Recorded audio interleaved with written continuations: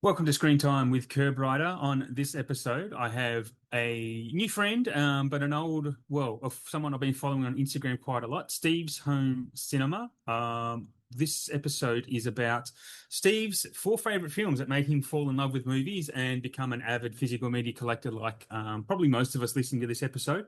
Welcome to the show, Steve. Thanks very much for coming on. I appreciate it.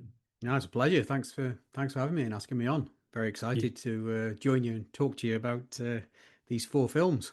Yes. I guess on that, I did do well, I mean, we did our bit of a pre-talk before we started recording, so I don't know if you want to tell anyone, plug what you've got to offer to the listeners. Well, your Instagram channel I just mentioned, but go over that if you like. Yeah. So I started Instagram to sort of talk about my love of physical media and movies, and that's Steve's Home Cinema, which is all one word. And I started that January 25 because I just really wanted to start sharing my love of physical media because I've got about 1,400 movies on disc, Hmm. 4Ks and Blu-rays and a few DVDs. I just wanted to share my love of physical media and movies with like-minded people. And Yeah. yeah, I've sort of connected with some great people on Instagram, such as yourself. And there's a real sort of great community on Instagram Yeah, I of agree. like-minded film lovers, Yeah, yeah. and yeah, and it's sort of my content's evolved a little bit as I've sort of progressed down the line with it. But I just love to sort of yeah, I just love to talk about movies Mm. and share sort of the favorite pieces from my collection, or sort of I might highlight directors or actors or genres, or Mm. I sort of have these different I have like running sort of themes that I keep coming back to, sort of Yes. working my way through the decades or the years through via my collection, and it basically everything's via my collection. If it's not on my shelf, it won't be Yep. included. So sometimes you will get notable omissions if I'm doing an A to Z of a director, for example, Mm. like I did Christopher Nolan today, and I realized I don't have Memento or Inception or Following, Oh, or so it's just like it just yeah. So interesting. it's a good way of highlighting gaps in your collection as well, because the first thing people do will come and say, well, where's this, where's Inception, where's Memento, Yeah, where's it, and it's just yeah, like, and you're like, well, people so many love to pick what you've movies. done wrong all the time. Yeah.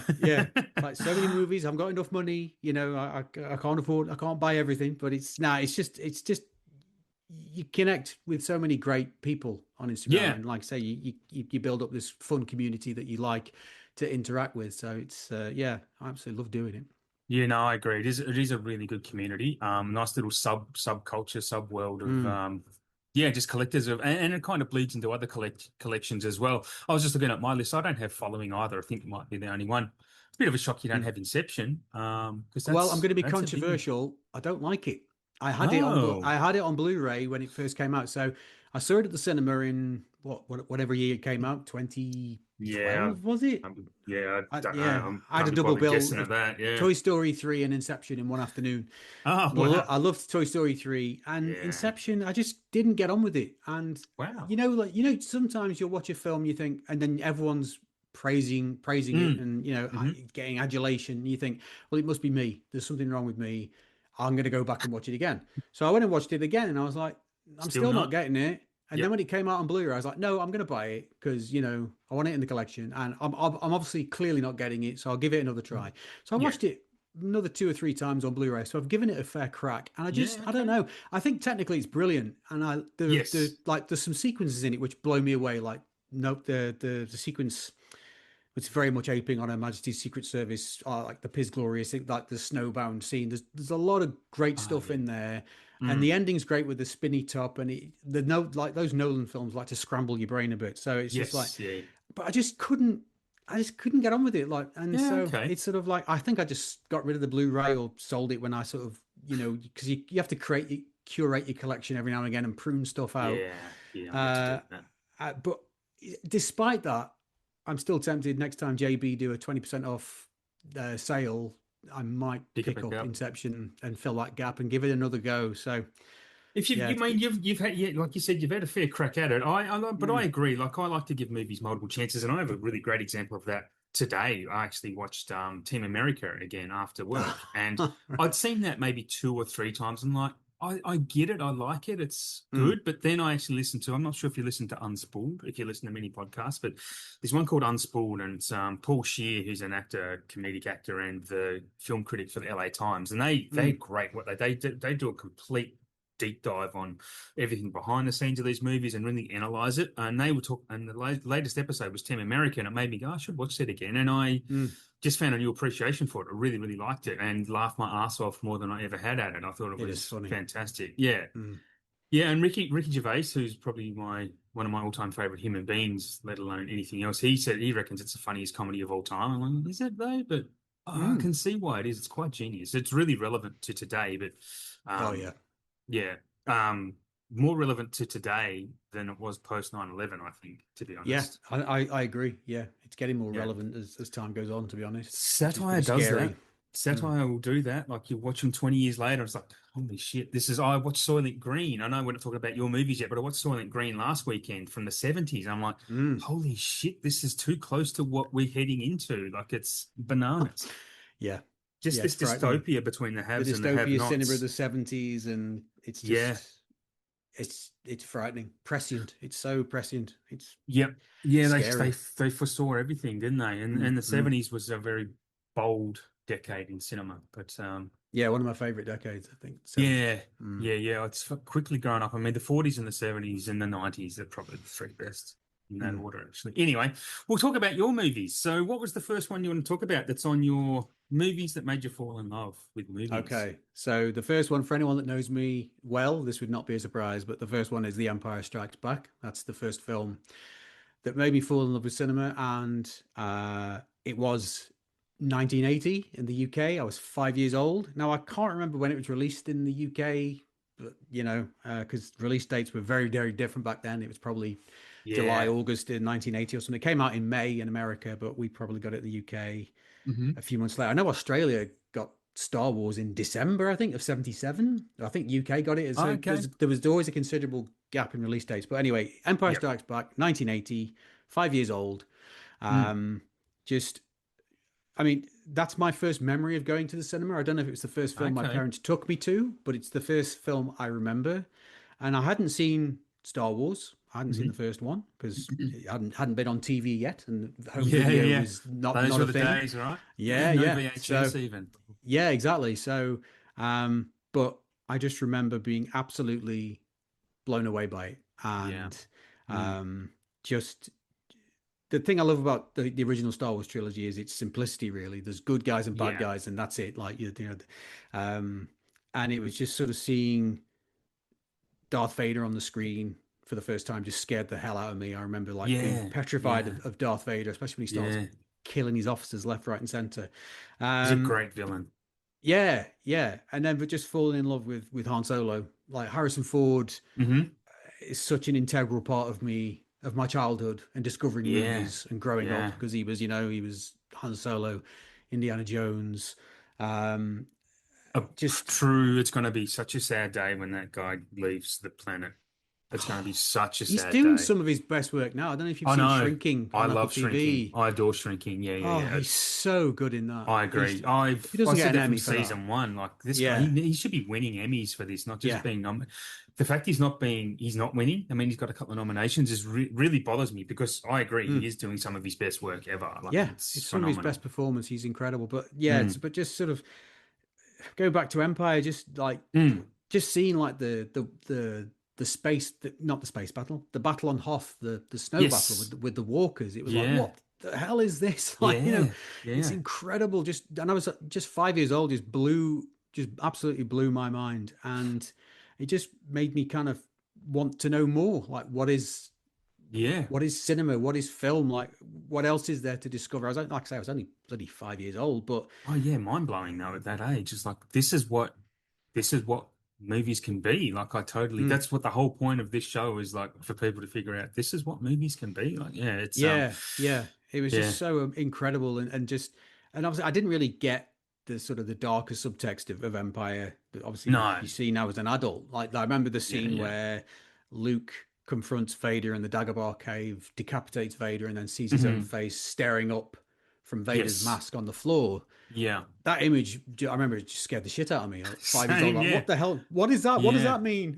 Yep. But just seeing Yoda. I mean, the thing, the thing I love about Empire now is that the whole film hinges on a Muppet. Basically, it hinges on a Yes. puppet.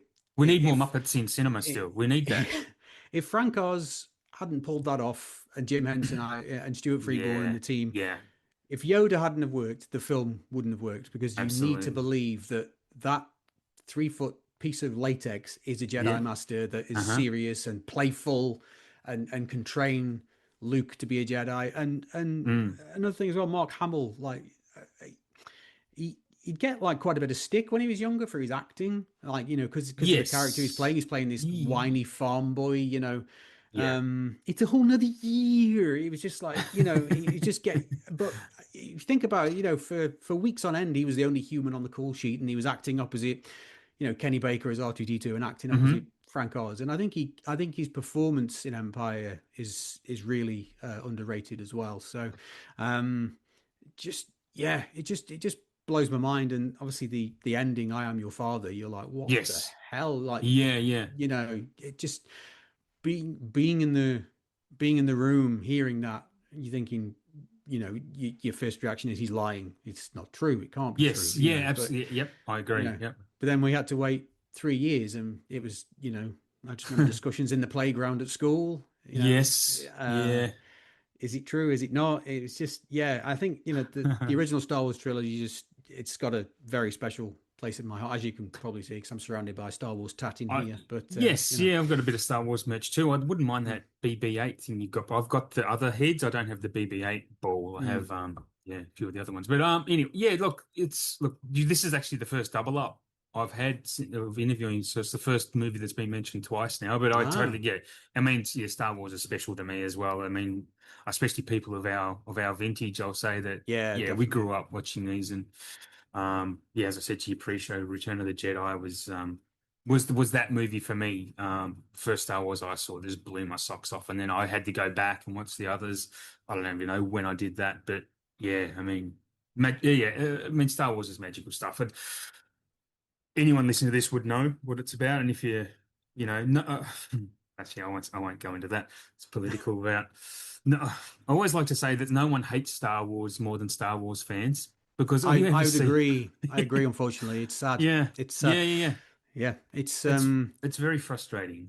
if you'd Um, said to me, like, if you'd gone back to me as a kid and said, when you're an old man, when you're in your 40s and 50s, or mm, there's going to be so much Star Wars content, you won't know, it'll be overwhelming. You won't know where to yes, go. yeah. Because I, s- there's still shows I've not caught up with. I've not caught up with yeah, Skeleton Crew yet because I'm not really, it nah, doesn't appeal to me that much. The animation nah. doesn't appeal to me that much. I Like haven't the even new finished Maul the Endor series. yet.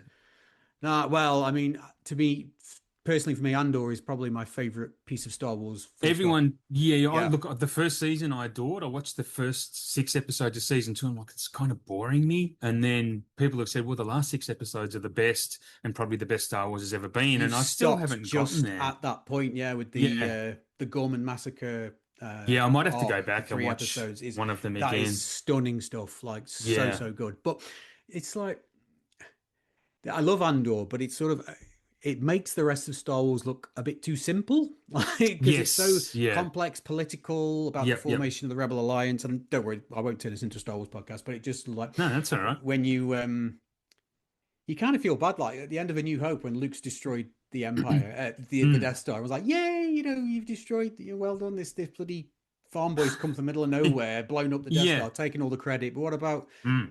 what everything led up to that point? All the Absolutely.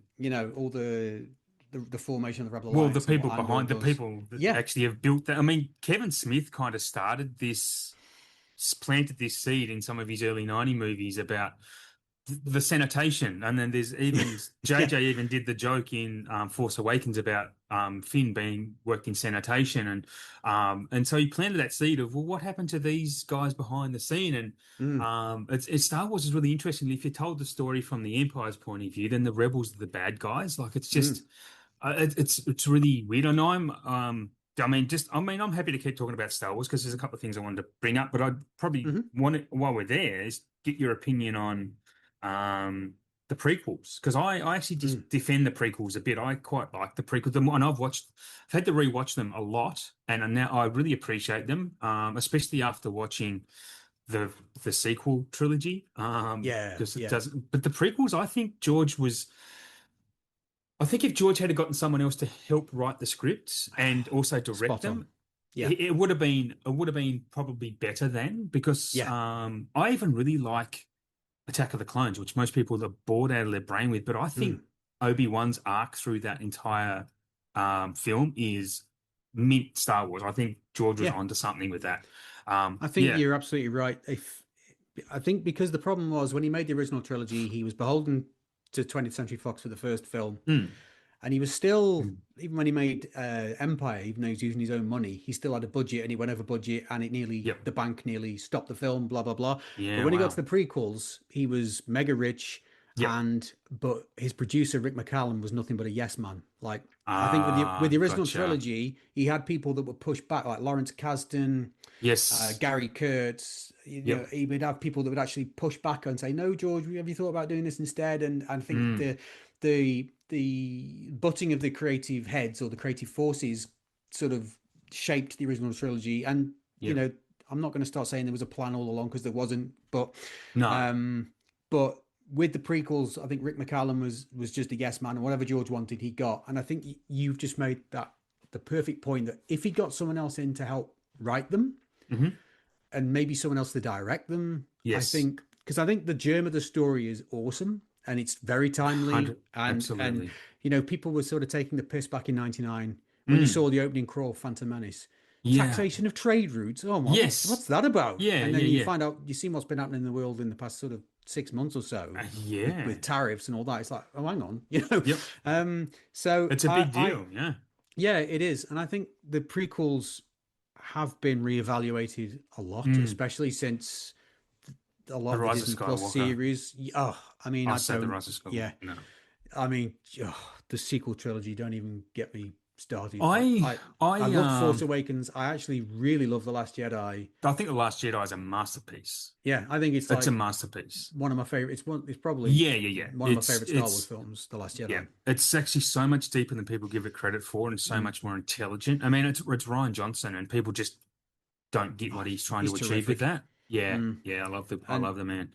Rise of Skywalker just because Disney shit themselves basically and was like, let's just make it safe and Retroactive, retro retrograde everything chain, that's yeah, just retcon retcon. That's the everything. word. That's the word. Yeah, Retcon. Yeah. like you know, I love the fact that Rey wasn't related to anyone. She was no one. Yes, She just had the same. Force, and you got the broom kid at Absolutely. the end of last. It just showed you that you Yeah, don't have to yeah. be That's right. special It to can use the be Force. anyone. Yep. Yeah, and then It's it's like, not oh a, no, you're Palpatine's granddaughter. It's like, it's oh, not genetic. It's like yeah, anyone can have. exactly. Yeah, and that Ryan was definitely. I remember someone getting into him about that's not in Star Wars. That's not what Star Wars. When how Luke kills himself, how he force projects, Mm, mm. and Ryan Johnson showed him all the books on his shelf. Like I saw this that is it. reel. That's brilliant. It's great, isn't He it? Like starts he was taking like, the book off "Fuck the you shelf, doesn't guys." he? And Yeah, actually, here it is. It's actually in a yep, Star Wars book. So yeah, absolutely. Yeah, he yeah, tells them to basically go fuck themselves, which is it was great. yeah. Um, and I guess I wanted to ask, have you seen Fanboys?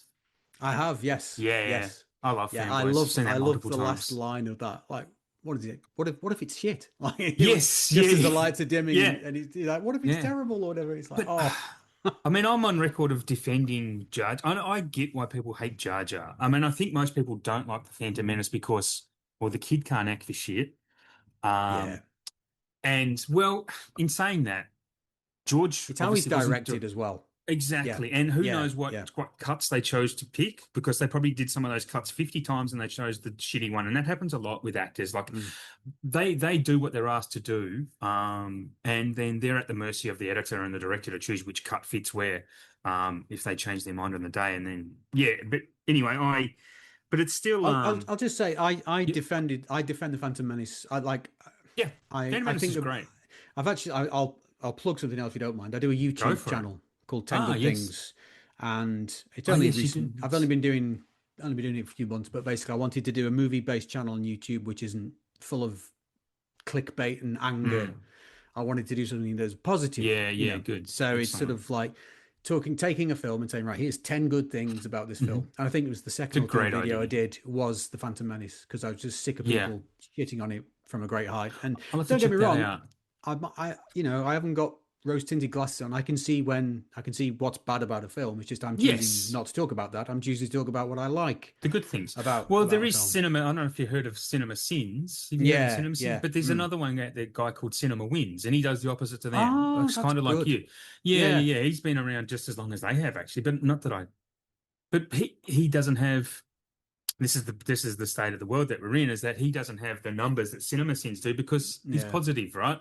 People don't want to watch positive stuff. The internet is such a negative cesspool of the worst of humanity at a lot of the Yeah. time. So people choose not to look at the positive things unless it's, cats running around or, Yeah. It's um, very true. Very true. yeah. But I love that you do that. I'll have to check it out. I mean, I'm a defender of Jar Jar because, I mean, George Mm. is on record of saying he wanted to make each of these films, he wanted to make them like a completely different style of film. And I think he Yeah. kind of has. Mm. But Star Wars fans who grew up and then they had their heart broken because of Jar Jar don't understand that these It's were not for kids' movies them. in the It's for first kids. place. Yeah. Yeah, this is what made you were a kid when you watched these. So now these are Hmm. kids watching and kids who were that age growing up in the late 90s and early thousands that watch these love the prequels, and I That's totally their get Star it. Wars. That's their generation Yes. Star Wars, isn't it? Yep. Like the original trilogy is Absolutely. our generation Star Yep. Wars. Then the prequels is a completely different generation, and the same for the sequel For the trilogy as well. Yeah, absolutely. And And and the I Clone Wars series and all that. The kids who grew up watching the animations, they've all got yes, their yeah. own specific era of Star Wars. It's Yeah. theirs, you know. Actually, I'm a big fan of the Clone Wars movie, the Mm. animated movie. I think that was fantastic. Yeah, there was another point I was going to make there. I know this is a long time about Star Wars, but it's Star Wars. Can't remember what I was going to say. I do that a lot. Everyone listening will remember that. Well, rather than dwell on it, we might move on to film number Let's move on. two. Yeah, let's All move right. on. So as I was saying off mic before we start, I've got two dead certs I wanted to talk about, and then the other two I'm going to have to just pick. I've got a We can, huge yeah, list on my we'll phone, do but honorable mentions. So um, we'll let you lead. so the second one is Jaws. Okay. Yep. Yep. So this is First one to mention that it's my favorite film of all time. ever. Like, yeah, ever. Yeah, it's a big I club. adore it. Yeah, yeah, oh yeah, yeah. And it's Mm. just, and I think the first time I saw it would have been on TV. Oh yeah. So, and this going to make me sound like an old fart. In these days of streaming where everything is available at the click of a button, pretty much, you know, but back in the day when I was like, I don't know, I think I was seven, might have been around 1982. It was on, I was in the UK on the channel ITV. It was like their ITV movie Ah premiere. yeah. And Yep. it was like, it's an event. And it was like, you get your whole family in the living room and Hmm. the film starts at 8 o'clock or whatever. And you just sat there ready and you put it on and it's like, Appointment viewing. yeah, it's appointment viewing. That's it. It's Mm. an absolute event. And again, I just remember being petrified at the beginning when Mm. Chrissy Watkins gets attacked by the Yes. shark.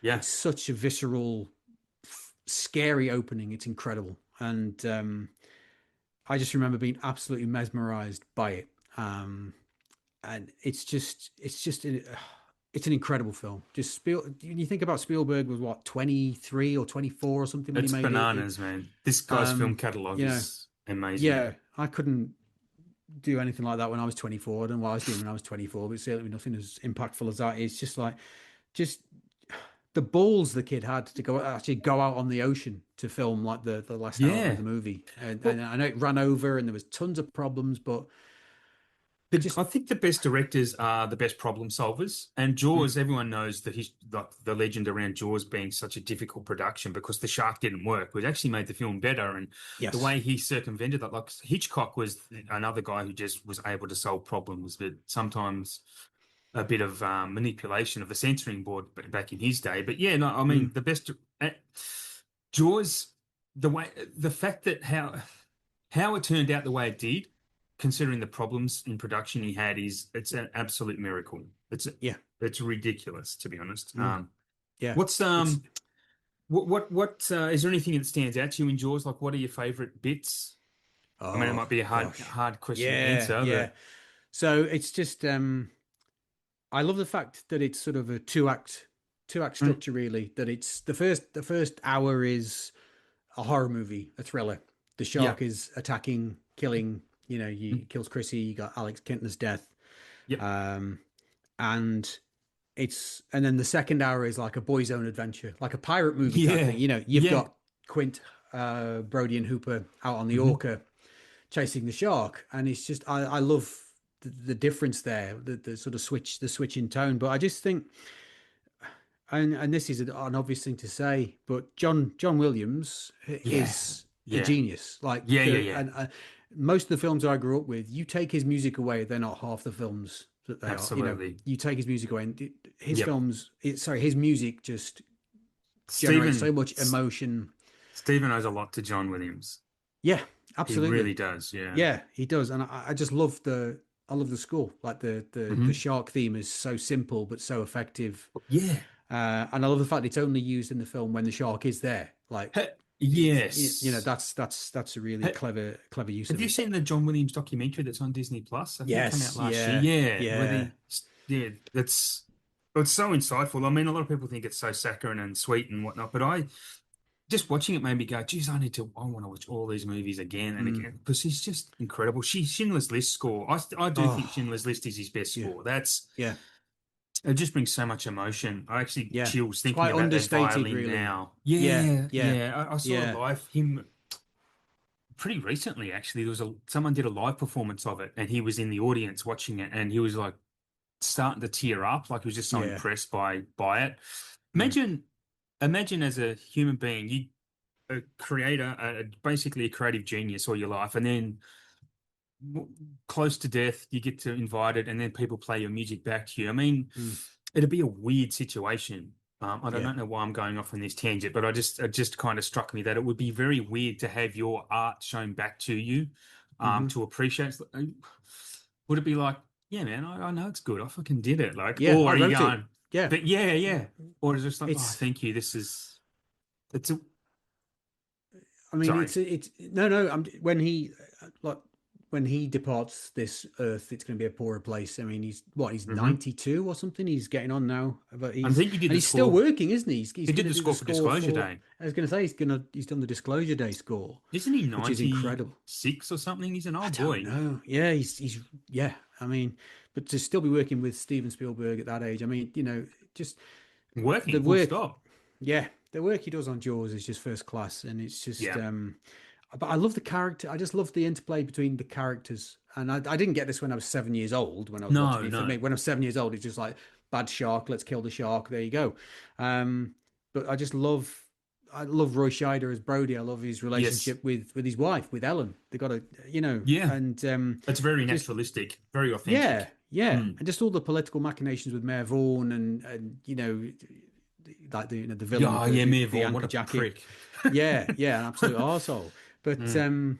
yeah, I just love the character work, and it just feels real. Like and the way Yes. Spielberg directs it, like the beginning, like the scene at the Amity House at the start of Hmm. the film when the phone rings and you've got Brody answering the phone and he's been told about Chrissy Watkins has disappeared, but then there's still the conversation in the background with the family, and Yes. it's Yeah, just yeah, yeah. Spielberg is really Life good at goes that. on. Yeah. Yeah, yeah, Yeah. yeah. I just love little moments like that. I mean, my favorite shot in cinema is in Jaws when the orca leaves Amity Harbor and the Hmm. camera zooms through the shark jaws in Quint window. Oh, yeah. Okay.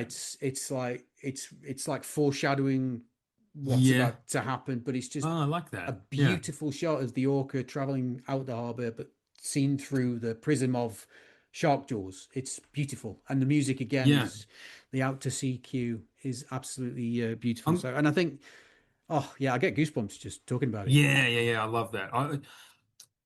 I've got a really weird favorite shot from Jaws, actually, Hmm. and it's not one that I think many people would pick as their favorite scene from Jaws, but near the opening after the first shark attack, they're on the car ferry, and the mayor's on there with two reporters, and they're Mm. talking to Roy Scheider, Brody, Hmm. and just the way Stephen. I don't know why I'm Stephen, like I know the guy, but Yeah, my mate anyway, Steve. Yeah, mate Steve, yeah, of course, Scorsese, Marty as well, but just, yeah. why not? Um, but just the way the film is blocked, but the way the Mm. shot is blocked, and the way he draws people into the camera to have a conversation, and like you said, the two guys in the background have either walked off or they're having their own conversation, Mm. and then he puts one back and pulls one forward, but the camera kind of really stays still, and um, It's actually the very first, and on a slightly other different shot. It's the first time I ever saw the use of the dolly zoom with Yeah, Roy, and on that the was beach. like, Yeah, yeah, yeah. how the hell did they do that? And then it wasn't only, honestly, it wasn't until very recently I realized how they actually achieved that.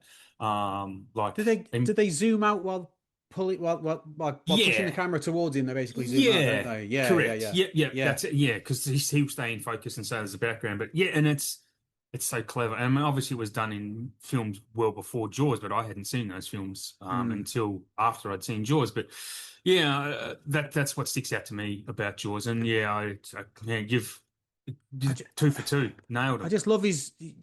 I'll make one more point. I just love his use Mhm. of light, and Spielberg does Yeah. this a lot.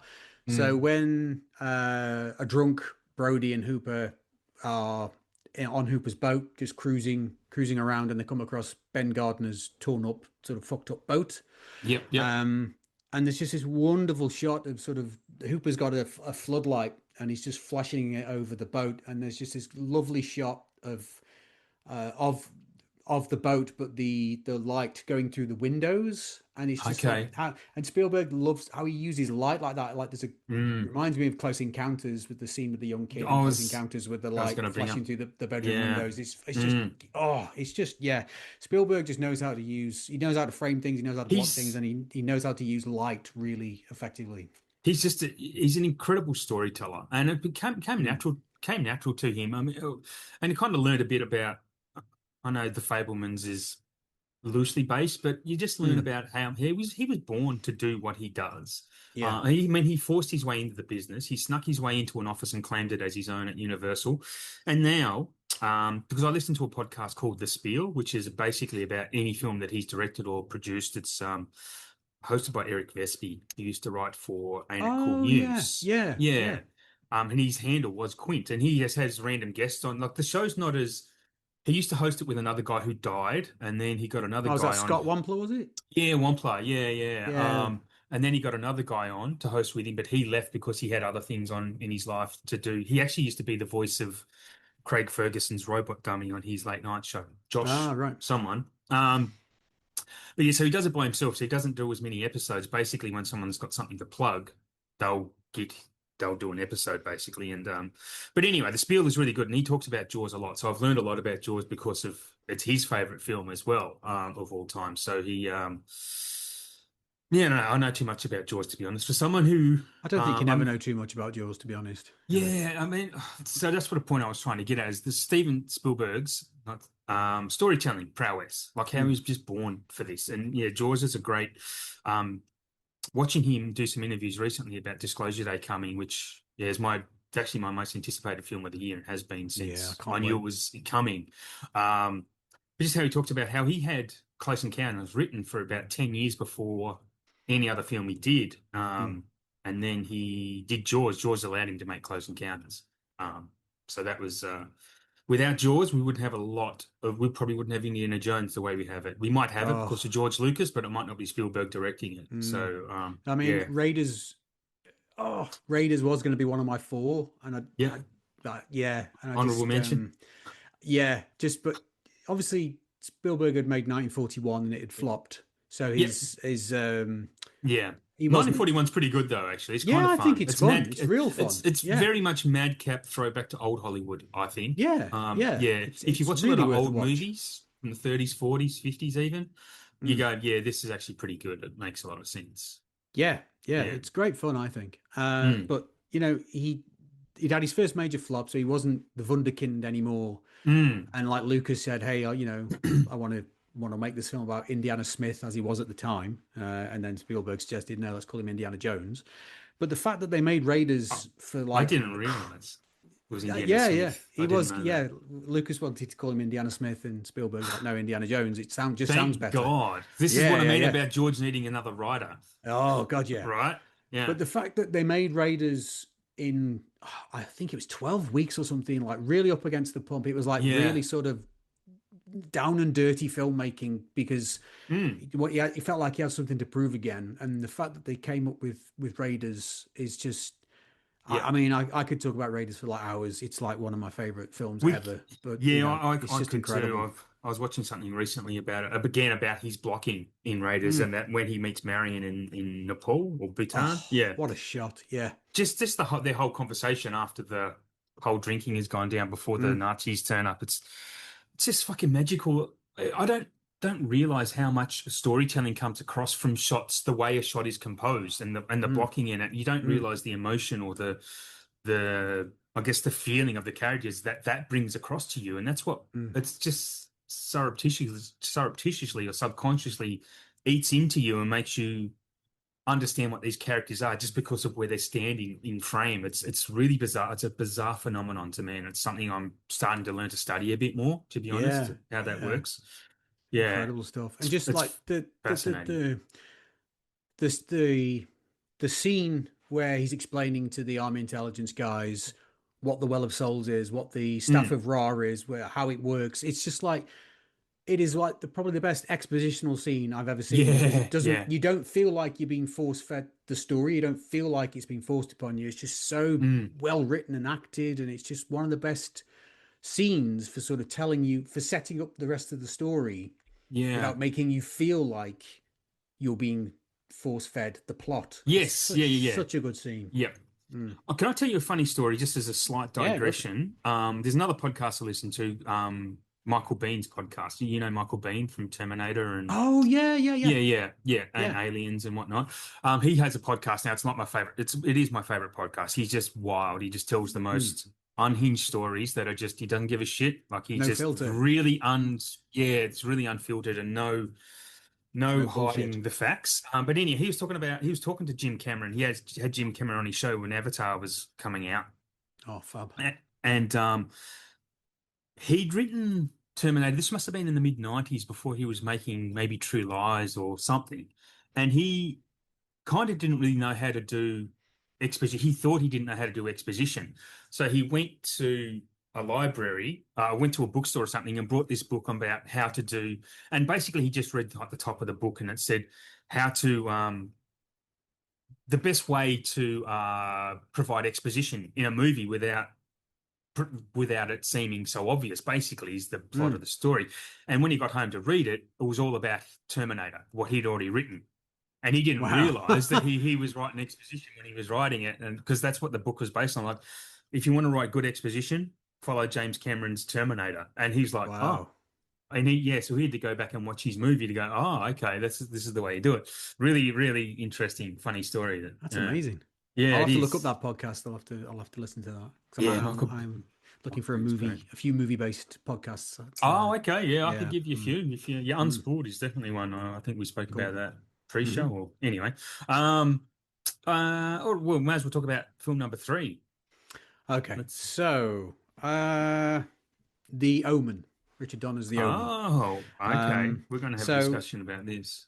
again, people who know me know that I adore The Exorcist, and The Exorcist is another one of my Yeah. favorite films of all time. But that didn't make me fall in love with cinema because I didn't see it till I was in my early 20s because I was so scared of its reputation. I was when I was younger, I really scared of horror films and avoided them like the Yeah. plague. Same. So I didn't Yeah. watch The Exorcist till I was in my mid 20s, and now I adore it. But anyway, The Omen. Right. Because people might be surprised. People that know me might be surprised I've picked The Omen over The Exorcist, but there's a good reason. So, Yeah. again, this is down to a very formative experience in my childhood, which basically scared the living hell out of me. So, Hmm. in our local town, there was this little flea pit cinema, a little independent flea pit cinema, which was, run down as hell, dirty, and it was just this little flea pit. But I went there a lot as a kid. I think my brother knew the guy who ran it. So it was one Okay. Sunday morning. It hadn't like before the cinema wasn't opening till the afternoon, and he invited me and my brother in to sort of just have a look around, look at the projection room and all this kind of stuff. And they were showing the Omen trilogy because I Ah. think on Sundays they did trilogies. So I remember seeing the Star Wars trilogy there when I was a kid, but they were doing the Omen trilogy that particular day. So I kind of walked into the cinema and there was just Omen posters everywhere. And you remember like the old press kits that have the black and white stills from the films. Yeah. Yeah. There was sort of Omen posters everywhere and black and white photos from the Omen trilogy everywhere. and it just scared the shit out of me. I was asking, like, what's The Omen about? Oh, it's about this kid who's like the devil's son, is the Antichrist, and Yeah, yeah, people yeah. die in horrible ways. And I, I, I, I was just surrounded by Omen paraphernalia, and it just scared the crap out of me. And Right. it was, I remember like going home and not sleeping. It felt like I didn't sleep for days, because I was just so scared about all the pictures. I'd not even seen any clips from the film or anything. I'd not seen anything from the actual film, just posters and stills. And it just, yeah, it just freaked me the hell out. Um, Hmm. and I think, how old was I? Maybe about 10 or 11, maybe. I can't remember. I was pretty young. Um, So 76. Yeah, okay, it doesn't matter. yeah, Yeah, so yeah. the Omen was 76, yeah, Yeah. but they were showing like the trilogy as like as a retrospective thing. Yeah, gotcha. Yeah, yeah. Um, but then I remember sort of just when I was a little bit older, when CBS Fox started doing the all-time greats series. I don't know if they had those in Australia. I'm not sure about if they did, but Not in my part of um, Australia, didn't know. no, no. So CBS Fox in the UK, when sell-through video was a thing in sort of 89, Mm. 90, when you were able to start buying video Yeah, cassettes. yeah. I was only like 15, and I just thought, right, I've got to face up to my fears. Yeah. So I think I rented. I didn't buy it. I rented The Omen, or got my mum and dad to rent me The Omen from the video store, and it Yep. was just like, yeah, it was like once it had finished, I was like, what were you so scared of? I mean, it's a Yeah. scary film, but it's not Mm. like petrifying. But Mm. it's just a masterclass it's like Dick Donner, his direction is fantastic. Obviously, the Jerry Yep. Goldsmith score is just Oscar winning, something else, absolutely incredible. But I just love the sense of paranoia that runs through the whole thing. And Dick Donner was sort of saying, uh, the Antichrist might have nothing to do with it. It might just be someone having a really bad time of it. It's just might all be Yep. coincidence. And but just the set pieces, the deaths, the nanny hanging herself, Yeah. just obviously David Warner as Jennings when he gets decapitated by the sheets of glass. It's just like there's just a sense of dread throughout the whole thing that's just builds Ah. and builds and builds. And then you got Billy Whitelaw as Mrs. Blaylock, the satanic nanny. It's just, oh man, I'm it's gonna have just to watch like, this again. You're making me yeah. because I don't look at my letterbox review of The Omen because I watched it for the first time a few years ago. I've got a Hmm. few connective threads in what you're saying here, but I'll let you Yeah. continue. Sorry. No, no, all good. No, it's just like, as I said, like the sense of dread and paranoia that builds throughout the film. And it's like casting Gregory Peck Yeah. was a master stroke. Yeah. Atticus Finch, because Mm. essentially it ends with a man trying to murder his 5-year-old son in a Yeah. church. And it's just like, what gets a man to that point, and like, what Well, he gets him thinks his there? son's the devil. He thinks his son's the devil, Yeah, yeah. but it's just like, it's just the set pieces, like when they take Damien to church and he goes ballistic and just starts attacking them. Mm. The scene in the zoo where Kathy takes Damien to the zoo, and the animals, like the giraffes, run off scared, and then they get attacked by the baboons. It's just all these weird things that are happening. And Yeah. um but I just love how it's as if Kathy Thorne knows there's something not right, so she doesn't bond with Damien. She sort of, she really starts to sort of grow apart from her son. She doesn't know that Yep. he isn't her son, Mm. that he's Mm. adopted. She doesn't know that, but it's just like Yeah, yeah. she knows that something's not quite right, and it's sort of how it delves into Kathy's sort of mental breakdown a little bit as well. Um, yeah, I just think it's a great film, and it's probably like the first film that made me fall in love with horror. Yeah, Because as I okay. said, That's excellent. I love that.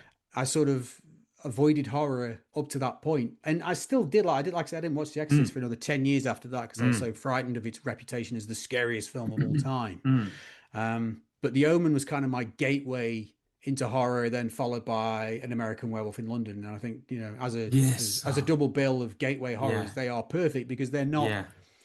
they're not ridiculously gory or excessive. Well, the American But Werewolf is a bit more of a comedy horror. yeah, I yeah, laughed my absolutely. ass off at that when I Yeah. first Oh, saw yeah. it. Yeah. Perfect balance of humor and horror in that Yeah. film. But yeah, And I just think because The Omen was like the first horror that I mm, watched when I finally plucked up the yeah, courage to watch that's it. an excellent choice. Just don't read my review because I didn't have a good time with, but I did watch it on, Mm. and my excuse is I actually watched it on my birthday, almost 3 years ago.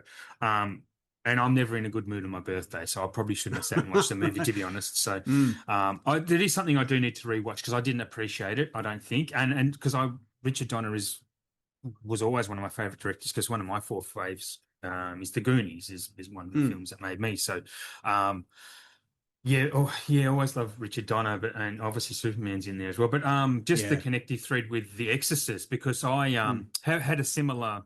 I was doing a horror podcast here for a while too, but that's not happening for some reason. Um, I yeah, I was shown The Exorcist. I mean, it was the 80s, and I guess this is the way parents were back then. But I was probably 5 or 6 when I was sat in front of The Exorcist, and I don't know Wow. why I was allowed to watch this thing, but I had nightmares about that. And then I think in the late 80s, I caught A Nightmare on Elm Street and watched that with my older brothers who were babysitting me while my parents were out doing whatever. And then Mm. between those two movies, I had nightmares into my like mid-teens, Yeah. like not wasn't an every night thing, but it was often enough. And I could not watch horror films. Like it Mm. just no. And I've gotten into them now, but The Exorcist was one that just freaked me out. And I watched Mm. it again as an adult and go, no, this isn't that scary. But then I watched it again. And I was like, but this isn't a very, very excellent movie. Like Billy Mm. Friedkin smashed that movie out of the park. Like, Oh God, yeah. it is an incredible. I've not seen any other Exorcist. I hear I need to watch number three. Don't worry about number two, but Hmm. I know I'll get there one day. But Yeah, yeah. 3 is So great. 3 is really good. Yeah. yeah. Mm. An interesting choice and definitely something I wasn't expecting, but I love the reasoning behind it is that it was what got you into horror. So, I mean, just on that note, do you have any other favorite horrors just as a smaller side? Ooh. So, oh. So yeah, I mean Exorcist 3 is up there for me as well. I absolutely Yeah. love Exorcist 3. Um Are you a Wicker Man person? I do have the Wicker Man on 4K. I've what? Yeah, to be honest, I've not seen it for years. I've picked it up on Yeah. 4K, but I haven't watched it yet. I think Mm, I I have do not that. seen it for over 20 years. Yeah, I've not seen the Wicker Man for Yeah. 20 years, and I've only seen it It's once, and I it freaked me out. Yeah, Yeah. I watched The Wicker Man for the first time maybe a couple of years ago. I'll have to look it up. Mm. Um, but I was like, I loved it. I thought this is so fucking great. But then as I'm watching, I'm like, so this is why we got Hot Fuzz. Like it's Hot Fuzz is very much a Wicker Man style movie, and Yeah. I'm all the better for it because it's I think Hot Fuzz is probably arguably the best comedy of all time. One of honestly probably one of the best movies of all time. Full stop. But Oh, it's brilliant. Yeah.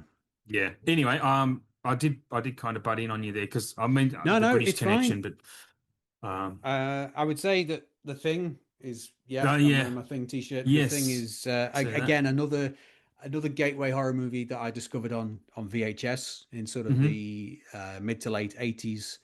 And again, I felt like I really had to pluck up the courage to watch the thing because I'd heard it was like horrific. Oh, really? Yeah.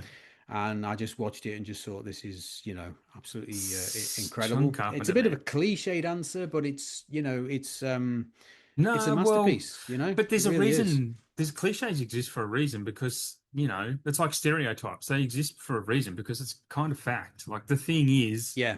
it's many people's favorite movie of all time. I totally get it. Mm. The first time again, it was a movie because I hadn't watched horror until I was like honestly into my mid 40s. Mm. And the thing I watched for the first time, yeah, like probably 4 or 5 years ago, I'm like, my first review of that, I distinctly rewriting um, now, after the movie ends, what I expect to see after the movie ends is Scully and Mulder turn up to investigate this weird ass crime that's just happened. Yeah, yeah. That's what it feels. It's like a prequel to an X-Files episode. They And did do an it's X-Files excellent. episode which was very Oh, thing absolutely. Yes. adjacent. Yeah, Yeah, yeah, yeah, in yeah, the yeah, first yeah. season. Really Yeah, good stuff. yeah. Yeah, I've actually been going yeah. through X-Files again slowly, too slowly, but yeah, I was used to be obsessed with that show. I loved it. Mm. Yeah. But yeah, great choice. We probably should move on to number four. Okay. Yeah, what's your last one? All right, this is where I'm struggling now because there's like Hmm. Flip a three I want to coin. pick from, but We'll talk I about the other might, two anyway, I might, but yeah, I think I'm going to go a bit, maybe left field. And okay. again, not to plug my channel, but it's another video I did 10 good things about, and it's Mhm. Cocoon from Ron Howard from Oh, 1985. Bro, I've been Um, wanting to rewatch that movie because I watched that as a young kid in the 80s. I've been wanting to mm. rewatch that movie for such a long time. Can't find it anywhere.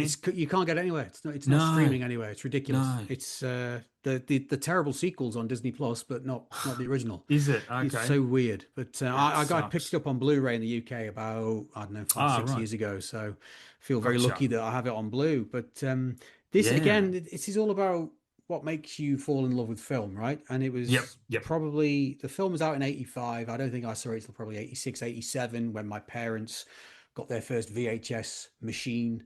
And we joined a local video club, and I just remember sort of mum hiring the Cocoon video, putting it on, and it just blew me away again. But it was just like it's one of the first films I remember crying at. Like Oh, wow. Okay. it makes me cry even now as Yep. a 50-year-old man. It still Yeah, makes me no. cry every Yeah. single time. There are two scenes in it which completely destroy me, and it was just again, it was like film can make you feel that way. Yes. And Yes. it's Yep. the first time a film had made me feel sad. Mm. It made me Mm. feel that way. And I think it stuck. That was probably one of the main reasons it stuck with me. But then apart from that, you've got the sci-fi side of it. Yep. The aliens coming from Antaria to get their friends from the seabed. But I think it's so Yeah. deft at handling the tonal shift because it's sort of a sci-fi fantasy. It's a comedy in places like when the three older main characters discover the Fountain of Youth and it completely changes their life. But just the interplay between those three characters. So you got Don Amici, Hume Cronin, and Mm. Wilford Great Brimley. cast. Great cast. As the central trio, and their Mm. relationship's really tight and really well developed anyway before they discover this Fountain of Youth. But Yep. just their banter between them is really funny. And then you've got Steve Guttenberg, who at that point to me was just Mahoney from Police Academy, but he was Jack. He's playing this sort of sea captain who had a lot of a lion's share of the funny lines and lines I didn't understand. I remember at one point he says, "Watch out, that dolphin looks pretty horny." I was like 12 years old. I had no idea what that was. I remember asking my mom, what does horny mean?" And my mom just kind of just shook her head and didn't say anything. I was like, That's okay. But excellent. but it's just the way the film, as I say, balances those tones of humor and sci-fi and wonder and fantasy and drama. And it's just like, and James Horner's score is Yeah, James Horner, bro. incredible. Yeah, Yeah, yeah. James Horner, man. He's up there. Jesus. He's up there with Yeah, John. he's up there Yeah, with Johnny Williams for sure. yeah. And just the score as well, and just the ending. It's got a great dramatic climax as well. I just think it's not a perfect film by any means. And yes, I am looking at it through nostalgia goggles a little bit Of probably, course. Yeah, yeah. um, but yeah, I just remember being blown away by it, and it's sort of again at that time in my life where film was something which was far more accessible because you didn't have Mhm. to wait for your parents to take you to the cinema down to town. You Yes. could walk 5 minutes up the road and Yeah. pick a tape and take it home. And Ah, I those were the remember days. What a that feeling of yeah. the physical video, putting it into your Ferguson video style, which now The noise. you'd have to take your living room window out to get it into the house because it was so big and so Yeah. heavy. But it was just like, yeah, the Yeah. noise it made as it whirred up and started playing the As a tape, click and it was clacked as you put it in, and do you yeah, have a top yeah. loader or a front loader? It was a front loader actually. It was Yeah, a yeah. Philips. It might have been a Philips front loader, but then Yep. as I think I picked up a Ferguson Video Star for my bedroom, Oh yeah. which was a clunky top loader which weighed Yep. about 500 kilos, Yeah, and they were it the was early ones, weren't they? Top loaders yeah, were yeah, the yeah. first ones, yeah. So it was just that whole feeling of going to the video shop, Mm. browsing like a library, picking your film, taking it home, putting it on. You got the trailers at the start of the tape. It was just like, Yeah. oh man, it was I'd just a love to different time. I would love to check out some VHS again. Not that the only reason that's making me not do it is just I don't have the space to collect more fatter Oh, I'm the same. movies, and Yeah. just I was actually at the op shop yesterday afternoon and looking for Blu-rays. Op shops in Queensland never have Blu-rays. It's always DVDs, No, and they it don't, pisses me Mariah. off. But Yeah, they don't shite. either. Yeah. Yeah, it You see sucks. these things on Instagram, like Yeah, all of our American friends saying, "Yeah, I went to the thrift yeah, yeah, store and they've picked up like yeah. 50 Blu-rays for $5 or something." I'm like, I never find anything like this when I go to the op shops ever. I've had one good find at op shops. There's one up the road from me that has a shit ton of Blu-rays, but and it's all just really common stuff though. Like Mm, it's they have like probably a good 80 Blu-rays on their top shelf, and about 7 million DVDs underneath it. But they're just nothing that I don't have. So, no. um, or want. I was just looking at Ron Howard's. I actually thought for some reason Cocoon was his first feature, but it's not. I didn't realize Splash came before, and Yeah, obviously did Night Shift as well. Night Yeah, Shift and Splash, yeah, and then Cocoon. yeah. So again, like when I didn't- I'm doing my A to Z of directors on Instagram, I Mm, did for H, I did Ron Howard. yes, People like, why didn't you do Hitchcock? So, well, I wanted to, do something a little bit different. yeah. I could do And Hitchcock. Oh, yeah, yeah, and Ron Howard, you forget. I mean, he hasn't.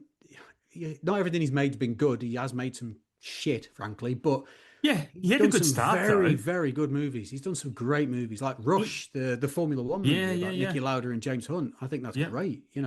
Rush He's yeah, and even as a Formula One fan and knowing that mm, story, like it's a really good movie. So yeah. I'm just going to go through. I don't know, it's not a Ron Howard episode, but he started off pretty good. He did Night Shift, Splash. I mean, Mm, these are all mid-6 rated movies on IMDb. Cocoon, mm. Gung Ho, which I actually don't remember ever hearing about. I've got that on 4K, the Kino 4K, but I haven't watched it yet. It's Oh, the for Michael Keaton real? comedy. Yeah, I'm gonna have to yeah, look that up. mm, Michael Keaton as well. That's cool. yeah. Because him and Tom Hanks could have had opposite careers, I reckon, because they were Really good. both, yeah. Can you imagine Tom Hanks as Batman? I was about to say that. Yeah, That yeah. I wouldn't, mean, that probably wouldn't work, you but couldn't imagine Michael Keaton as Batman. Remember in '89 when there was like, no, or '88 when it was announced he was yeah, playing but Batman, and everyone was like, Michael Keaton as Batman? What? mm, But yeah, they always say that. They said Daniel Craig as Bond. yeah. Bondnotblonde.com or whatever the Yeah, fuck I that know. was. I And know. Craig is a fantastic Bond. Yeah, yeah. But anyway, then he did Willow, Parenthood, which Mm. is actually getting a 4K release by the Oh, time this episode is. Parenthood's great, yeah. isn't it? I'm gonna Yeah. pick that up on 4K because that is one of Yeah. my favorite films. Parenthood, I love it. Yeah. Yeah. Backdraft, Far and Away, which is actually better than its reputation. I haven't seen it. I've always avoided it because of like the terrible Irish accents from Tom Cruise and Nicole Kidman. So Yeah. I kind of avoided it, but it's worth a watch, is it? It is a try-hard epic. Like it is one of those try-hard epics. Mm. Even though it's before Braveheart, or even Titanic, it's kind of like maybe it's because the Like a accents. It's like a precursor to those kind of things. Or yeah, yeah, yeah. But I watched it again last year, and I probably hadn't seen it since the 90s when it came out, and I was like, this is actually not too bad. It's not shit. But then he mm. did The Paper, which is another thing I need That's to watch. good, yeah. Apollo 13. Apollo Oh, I 13 love speaks for Apollo itself. 13. Yeah, yeah. Ransom, which is great. Mm. Ed TV, A Very Poor Man's Truman Show. Then he did Yeah. How the Grinch Stole Christmas, which is fantastic. A Beautiful Mind. The Missing, I've never seen. Cinderella Man. Da Vinci Code, which I actually still like. Frost Nixon, Angels and Demons, which Oh, is Frost Nixon. look at he's done some. It's only his later career when he's made some lesser ones. Otherwise, he Mm. started off with he's had a way He's had a better great career career, than you really. think. Mm. Yeah, Yeah. absolutely. Mm. I actually liked Eden that he did last Oh, year I that haven't came out. seen that yet. Mm. Oh, look, people hate it, and I see why, but it's great. Like it's Mm. watch it. It's a comedy. It's a full blown comedy, and people don't see it as that. It's kind of like a Mosquito Coast meets Survivor or something. It's Okay. yeah, yeah, it's very interesting. Sorry, I'm not sure if we need to speak more about Cocoon. I haven't seen that in many, many, many years, so I can't Mm. really talk about it to be honest too much. But I'm glad you love it. Is there what were your honorable mentions? Okay, so Star Trek 2 was going to be one of my Oh mentions. Speaking about yeah, James Horner again, Wrath of Khan, right? Or his was score that for Wrath three? of Khan. No, Yeah, it's yeah, yeah. yeah, Wrath It of is Khan is Star Trek yeah. 2. And again, I guess it's similar to Jaws why I probably didn't pick it is that the first time I saw it was on TV on like the network TV Right. premiere was Star Trek 2, and it was just Hmm. like, I'd not seen any of the series, I'd not seen Star Trek the motion picture at that point. It was probably my first exposure to Kirk, Spock, Bones, Star Trek. And Yep. again, I just remember being absolutely blown away by it and, feeling sad when spoilers, Spock dies at the end. Yeah. But yeah, it's just yeah, absolutely love Star Trek too. Good Raiders of the Lost choice. Ark was going to Yeah. be like that. Very nearly made it into the four, but as I'd already picked Empire with Harrison Ford, I didn't want to, and Jaws with Spielberg, I didn't want to pick Yeah. another sort of Spielberg / Harrison Ford thing. But Raiders for me is just perfection. It's 5 stars. It's just, Yeah, it's just an yeah, incredible adventure matinee, Saturday matinee. Just, I love it. yeah, yeah. I've seen Raiders a billion times. I was going to say, what's your favorite in that? But obviously, it's Raiders. I'm a Last Crusade fan. I I, think that is the. I mean, Raiders is the better movie, but I like yeah, Last Crusade more. If yeah. that makes sense. Yeah. No, no, it does because again, just to go back to the Omen, right? Yep. Omen is a much better made film than Omen 2, but I prefer Yeah. Omen 2. Yeah. I Yeah. don't know Yeah. why. I prefer It's Omen 2. I just prefer the deaths in it, and I watch Omen 2 more than the Omen. And yeah, I can understand people who feel the same about Last mm, Crusade. I love yeah. Last Crusade. As I've gotten older, I think I've fallen out of love with it a bit more, just because Yeah. Okay. you get a bit more discerning. I don't know. I don't like what they did to the characters of Marcus and Salah, like especially Yeah. Marcus, because they turned Marcus Brody into a buffoon, A and you, bumbling fool. a Yeah. bumbling idiot. Like, Yeah. but you get the impression when you see him in Raiders that he was Indy in his younger life, Yes. Yeah. that he's just as capable as Indy. He's an archaeologist, He's a and learned man. yeah, he's a He's smarter wise, than learned man. Yeah, maybe and you just he's not world weary, but he's book smart, not street smart. I maybe. maybe, yeah, Yeah. maybe, but But I see your point. I I wish do see your they point. hadn't turned him into the sort of bumbling idiot. But that's just a very Uh, small yeah. criticism. I mean, having James Bond play his father was just a masterstroke. He's only 12 years older than Harrison Great Ford, wasn't chemistry. he? Yeah. Yeah. But But I've heard someone saying I kind of agree that it doesn't exclude Sean Connery actually being his father though, because he probably might have doesn't. started early. Yeah. Yeah. So yeah, I do think Last Crusade is great, but Yeah. Yeah. and to be honest, I love all the indie movies. Like even Kingdom of the Crystal Skull, I think it I don't has good mind. moments. It's not Yes. great, but Yeah. it's got No. some good moments. But again, too much CGI in Kingdom of the Crystal Skull, like the And it's CGI bad monkeys swim CGI through the too. forest, and Yeah. it's yeah, because it's not good CGI. So, Mm. oops, sorry, it's hit the mic. Actually, But I actually didn't mind the last one. yeah, I Dial of kind of Destiny, I Dial of quite liked it. Destiny. Yeah, Yeah, yeah. it's better than Kingdom. Mm. But yeah, Oh, but by a I'm mile. but very much like Jedi is in my Star Wars. Mm. Temple of Doom was my first indie, and that's Yeah. the film that I fell in love. And it's the most bizarre Indiana Jones. It's a bit more cartoonish in the way it delivers, but that mining cart chase Oh, is it's incredible.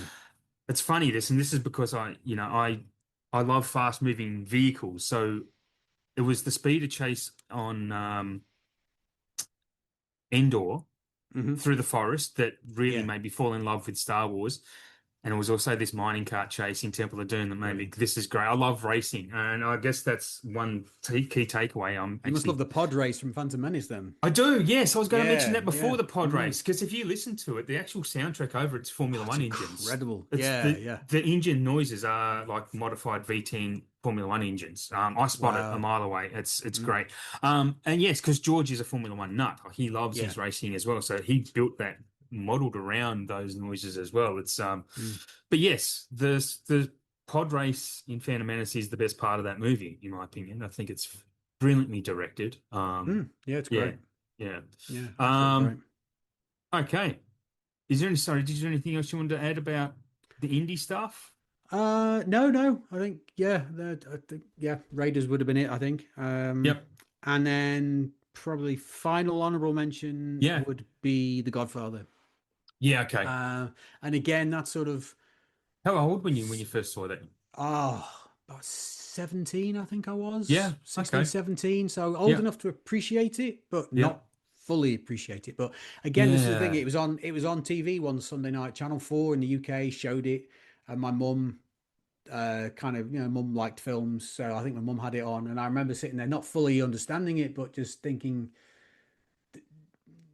realizing that I was witnessing something special. That it was Yeah. there was Yeah. just something Because special. I it's so couldn't probably, immersive, yeah, captivating. Yeah. couldn't put my finger on it at the time, but it was Mm, just mm, something absolutely special. And then I remember mm. watching part two was on a week later. They showed part two, Ah, and it was yes. just like it was just something. just something about it hooked me. And then as I got Yeah. older, I sort of watched them more. And again, that's a thing that I bought on VHS, I bought it on DVD, I bought it on Blu-ray, I've now got it Yeah. on 4K. It's just one of those things that you just bloody double, triple, quadruple dip, you know, Yes. buy it It's every worth having in time. the best way you can have it. I only Yeah. watched all three of those for the first not for the first time. I watched all three of those again just in the last 2 months actually. Oh, right. And I because I wanted to watch number three and I was like, well, I should watch the first two before I watch because I'd never seen Hmm. number three before. Did you So I watch watched did you watch part three, or was it Coda? Was it like I think it's the new Coda. I version? think it was Coda. Yeah. Yeah, and I'm Mm. like, I see why it's because I don't know what the original was like at all. So like but I thought, it's okay. I It think was okay. the problem Godfather 3 had, same as Jaws 2, is that it had to follow Yes, masterpieces. It had to yeah, follow Godfather and it's Godfather Part big 2. shoes to And fill. yeah, I think the Godfather 3 is actually really good. But Yep. there are scenes in it which, because it was made in 1990, right? There are scenes Mm, in it which don't, they look out of place in a Godfather film, like the attack on yeah, the casino. Is it the attack on the meeting with the helicopters? Feels like something yeah, like Die Hard. And you're like that. Yeah, yeah. yeah, but Studio um, probably told him to throw that in. Like yeah, more than likely, yeah, yeah. But no, I it's think almost there's a like lot. studio interference. Yeah, yeah, definitely. But I think Godfather 3 is underrated. There's a lot. In fact, I'll probably Yeah, do 10 good things on I it, I would reckon, say at some it's point.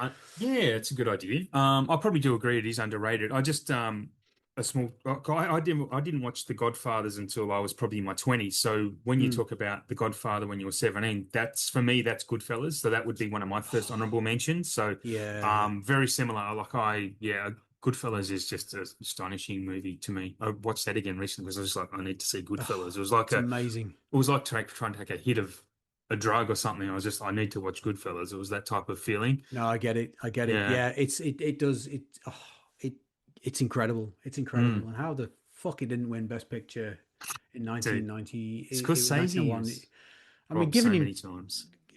I mean, I'm going off on a tangent here, but getting an No, go Oscar for The for it. Departed, what the fuck, man? I mean, Oh, I think The I don't Departed's amazing. I oh do think he really? deserved. Yeah, you don't Yeah. like The Departed. I think I'm gonna again. I've upgraded Hot it on take. 4K. I haven't watched it yet for. I've not watched it for years. It's definitely due a rewatch. And the same with Casino, Yep. right? I rewatched Casino a Yes. couple of weeks ago. It's the first Yep. time I'd seen it since the cinema Hmm. when I saw it in Hmm. '95, and I loved Casino when I watched it a few weeks ago. Like I Same. absolutely loved it. And I I think did, mate. That's such a crazy thing because I did something similar with Casino because I was like, when I watched it, I was like, I was expecting Goodfellas again, and it's not. yes, that was it. I Yeah. was expecting Goodfellas too, and when I didn't get Yeah. it, I came out of the cinema like, well, that wasn't very good, Yeah. Yeah. or that Yeah. wasn't as good as I thought it was going to be, and then Yep. I just kind of avoided it. And then Mm. I did one of my shelf challenge things on Instagram not long Ah, yep. ago on the sea shelf, and everyone was saying casino, casino, casino, casino. I thought, right, I need to rewatch Yeah. Casino. So like Saturday I love night a that couple of idea. weeks ago, put it on, and I just thought, what the fuck was wrong with you, man? This is an incredible It movie, is. It's so Yeah. similar, man. Exactly the Yeah. same. Yeah. Did Yeah. the same with Jackie Brown when I saw Jackie Brown in Oh, '97 because I was I've always loved expecting Jackie Brown. Pulp Fiction 2, Yeah. and it Okay. because it's so much slower and just Yeah. and I was But like, oh, this is a bit boring. that's 20 fascinating to me. 22-year-old me was an idiot, I tell you, because Yeah. Jackie Brown is like Yeah. my favorite Tarantino Yeah. movie. Or what, I love it. I have a tough battle because I always say Jackie Brown is my favorite Tarantino, but I was looking at my this is such a dickhead me thing to do. But in my all-time top 20 movies, I have Pulp Fiction, but not Jackie Hmm. Brown. But I always say Jackie Brown is my favorite. I don't know why I wouldn't have put that in my top 20 in front of Pulp I Fiction, but am. We're very similar, you and I, in that yeah, respect. I'll do like yeah, rankings of something, like top 20 or something, and then yep. yeah, Pulp Fiction will be in there, but Jackie Brown isn't. You're like, hang on, but you prefer Jackie Brown to Pulp Fiction. Yes, It's but like, Pulp Fiction. But but then I'll watch Jackie Brown and go, yeah, this is better. But then I'll watch Pulp Fiction and go, nah, and it this is blows you better. away. It's Yeah, like, yeah, yeah. I've seen Pulp Fiction, 20, at least 20, close to 30 times. Like yeah, it's incredible. I actually showed it to my son. The last time I watched it, showed it to my son last year. And because I think Pulp Fiction, the more I've watched it, and especially older I've gotten, I realize it's a full-blown comedy. Like it's a comedy Mm. movie. It's hilarious. And I'm sitting there watching it with my son who was 18. And I'm like, you need to see Pulp Fiction. And he walked away with it going, yeah. And I'm like, damn, piss off. Like it Yeah. annoyed me so much. It really annoyed me. Yeah, yeah. Oh man. Yeah,